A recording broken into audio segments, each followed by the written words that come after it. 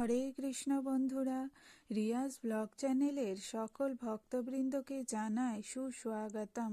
আজকের ভিডিওটি শুরু করছি শ্রীমদ্ ভাগবত গীতার দ্বিতীয় অধ্যায়ের শ্লোক নাম্বার 13 এবং সাথে রয়েছে কিছু রহস্যময় অজানা প্রশ্ন ও তার উত্তর পর্ব 15। আশা করি আজকের ভিডিওটি পেয়ে আপনারা খুবই উপকৃত হবেন। তাই সকল ভক্তবৃন্দের কাছে আমার একটাই অনুরোধ রইল, ভিডিওটি যদি ভালো লেগে থাকে তাহলে অবশ্যই চ্যানেলটি সাবস্ক্রাইব করে দেবেন। একটু সাথে ও পাশে অবশ্যই থাকবেন। এবার আসা যাক শ্লোক নাম্বার 13। দেহিন হস্মিন যথা দেহে কৌমারম যৌবনম জরা তথা দেহান্তর প্রাপ্তি ধীর সত্র ন মুহ্যতি। যেহেতু প্রত্যেকটি জীবই স্বতন্ত্র আত্মা, তাই প্রতি মুহূর্তেই প্রত্যেকের দেহ পরিবর্তন হচ্ছে, কখনো শিশুরূপে, কখনো যুবক রূপে এবং কখনো বৃদ্ধ রূপে। কিন্তু জীবের প্রকৃত সত্তা আত্মার কোনো পরিবর্তন হয় না। মৃত্যুর সময় এই আত্মা দেহ ত্যাগ করে অন্য আরেকটি দেহ ধারণ করে। মৃত্যুর পর জড় অথবা চিন্ময় যে কোনো একটি দেহ প্রাপ্ত হওয়া যখন অবশ্যম্ভাবী, তখন ভীষ্ম, দ্রোণাচার্য আদি আত্মীয় স্বজনের জন্য চিন্তিত অর্জুনের পক্ষে শোক করা নিতান্তই নিরর্থক ছিল। বরং তাদের মৃত্যুতে তার আনন্দিত হওয়া উচিত ছিল, কেননা তারা তাদের জরাগ্রস্ত বৃদ্ধ দেহত্যাগ করে নতুন দেহ প্রাপ্ত হবেন এবং নবশক্তি লাভ করবেন। জীবদ্দশায় কর্মের ফল অনুসারে জীব নতুন দেহ প্রাপ্ত হয় এবং নানা রকম সুখ ও দুঃখ ভোগ করে থাকে।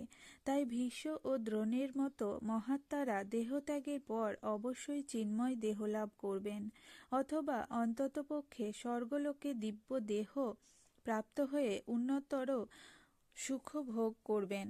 সুতরাং কোনো পরিস্থিতিতেই শোক করার কোনো কারণ নেই। যে মানুষ জীবাত্মা ও পরমাত্মার স্বরূপ এবং পরা ও অপরা উভয় প্রকৃতি সম্পর্কে সম্পূর্ণভাবে অবগত, তাকে বলা হয় ধীর। এই প্রকার মানুষ জড়দেহের পরিবর্তনের জন্য কখনো শোক করেন না। আত্মাকে খণ্ড খণ্ড করে বিভক্ত করা যায় না। এই যুক্তিতে আত্মা ও পরমাত্মার একত্ব সম্বন্ধে মায়াবাদীদের যে মতবাদ, তা গ্রহণযোগ্য নয়। পরমাত্মাকে খণ্ড খণ্ড করে বিভক্ত করার ফলে যদি জীবাত্মার উদ্ভব হতো, তবে পরমাত্মা হতেন পরিবর্তনশীল। এই সিদ্ধান্ত পরমাত্মা যে অপরিবর্তনীয়, তার পরিপন্থী। গীতাতে ভগবান প্রতিপন্ন করেছেন পরমেশ্বরের অংশ জীবাত্মা সনাতন এবং তাকে বলা হয় ক্ষর, অর্থাৎ তার জড় প্রকৃতিতে পতিত হবার প্রবণতা থাকে। জীবাত্মা পরমাত্মারই অংশ এবং জড় বন্ধন থেকে মুক্ত হবার পরেও সে পরমাত্মার অংশরূপেই বর্তমান থাকে। তবে মুক্ত হবার পর সে সৎ, চিৎ ও আনন্দময় দেহ প্রাপ্ত হয়ে ভগবানের সহচর্য লাভ করে। প্রতিফলনে তত্ত্বটি প্রত্যেকটি জীবের দেহে উপস্থিত পরমাত্মার ক্ষেত্রে প্রযোজ্য। তিনি জীবাত্মা থেকে স্বতন্ত্র।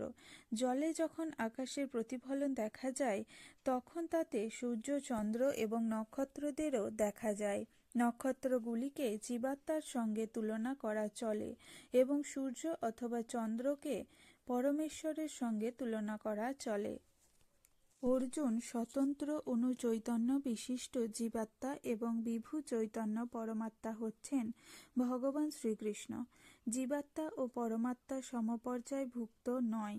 চতুর্থ অধ্যায়ের শুরুতেই তা আমরা দেখতে পাব। অর্জুন যদি শ্রীকৃষ্ণের সমপর্যায়ভুক্ত হতেন এবং শ্রীকৃষ্ণ অর্জুনের ঊর্ধ্বতন না হতেন, তাহলে তাদের মধ্যে গুরু শিষ্যের সম্পর্কটি অর্থহীন হয়ে যেত। তারা দুজনেই যদি মায়ার দ্বারা মোহাচ্ছন্ন হতেন, তাহলে একজন উপদেষ্টা এবং অন্যজনের উপদিষ্ট হওয়ার কোনো প্রয়োজন ছিল না। এই প্রকার উপদেশ অর্থহীন হয়ে পড়ে, কারণ মায়ার দ্বারা কবলিত কেউ প্রামাণিক উপদেষ্টা হতে পারে না।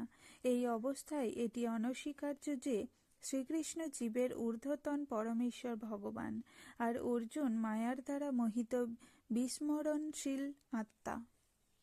এবার আসা যাক কিছু প্রশ্ন ও উত্তরে। নারায়ণ থেকে কৃষ্ণের প্রকাশ নাকি কৃষ্ণ থেকে নারায়ণের প্রকাশ? আসুন জেনে নেওয়া যাক। কৃষ্ণই আদি পুরুষ, কৃষ্ণের প্রকাশ হচ্ছেন চতুর্ভুজ নারায়ণ। শ্রীমদ্ ভাগবতের দশম স্কন্ধে বর্ণিত হয়েছে, বৃন্দাবনে লোক পিতামহ ব্রহ্মা এসে শ্রীকৃষ্ণের স্তব করছেন। হে সর্বেশ্বর, আপনি সর্বজীবের আশ্রয় স্বরূপ নারায়ণ। আমি আপনার থেকে উদ্ভূত হয়েছি। হে অধীশ, আপনার নারায়ণত্বের আরও কারণ রয়েছে। আপনি অখিল লোকসাক্ষী এবং ত্রিকালজ্ঞ।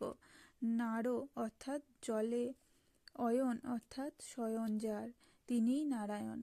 সেই নারায়ণ হচ্ছেন আপনারই অংশপ্রকাশ, আপনার বিলাস মূর্তি মাত্র। এ সমস্ত আপনার অচিন্ত শক্তির পরিচয় এবং পরম সত্য, এ মায়া নয়। পুরাণ শাস্ত্রাদি অধ্যয়ন করলে দেখা যায় যে ভগবান মানুষ, রাক্ষস, দানবাদির থেকে দেবতাদের প্রতি বেশি করুণাময়।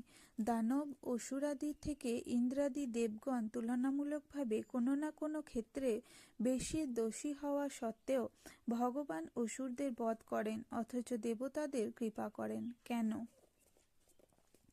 কে কম দোষী, কে বেশি দোষী, কাকে ভগবান কিভাবে করুণা করছেন, কোন ব্যক্তি দেব শরীর পেয়েছে, কোন ব্যক্তি অসুর শরীর পেয়েছে, তারা তাদের কর্মফল কিভাবে কখন ভোগ করছে, সেগুলি তাৎপর্য যদি বিচার করতে থাকেন তাহলে বুঝতে পারবেন ভগবান সবার প্রতি সমদর্শী। দেবদেবীর আরাধনা করলে স্বর্গবাস হয়। সেখানে কি শিশুরূপে জন্ম নিতে হয়, নাকি যে বয়সে এখানে মৃত্যু হয় সেই বয়সে সেখানে আবির্ভূত হয়? দেবদেবীদের আরাধ্য প্রভু ভগবান শ্রীহরির শুদ্ধ ভক্ত ইচ্ছা করলে স্বর্গ দর্শন করতে করতে হরিধামে উপনীত হতে পারেন, কিন্তু পৃথিবীতে দেবদেবীর আরাধনা করে পুণ্যকর্মা ব্যক্তিকে স্বর্গবাসীদের গৃহে শিশু রূপে জন্মগ্রহণ করতে হয়। আমরা জানি শ্রীকৃষ্ণের 64 গুণ। রামচন্দ্র কত গুণের অধিকারী ছিলেন? রামচন্দ্র ও কৃষ্ণের মধ্যে কি এ ব্যাপারে কিছু পার্থক্য আছে? রামচন্দ্রের 60টি গুণ, কৃষ্ণের অধিক 4টি গুণ হল রূপমাধুরী, বেণুমাধুরী, লীলামাধুরী, প্রেম মাধুরী। শ্রী রামচন্দ্রের রূপ অত্যন্ত অপূর্ব। শ্রীকৃষ্ণের রূপমাধুরীর উৎকর্ষতা তার অপেক্ষাও বহু গুণে অধিক। আজ এই পর্যন্তই। ভিডিওটি ভালো লাগলে অবশ্যই কমেন্টে জানাবেন। রাধে রাধে।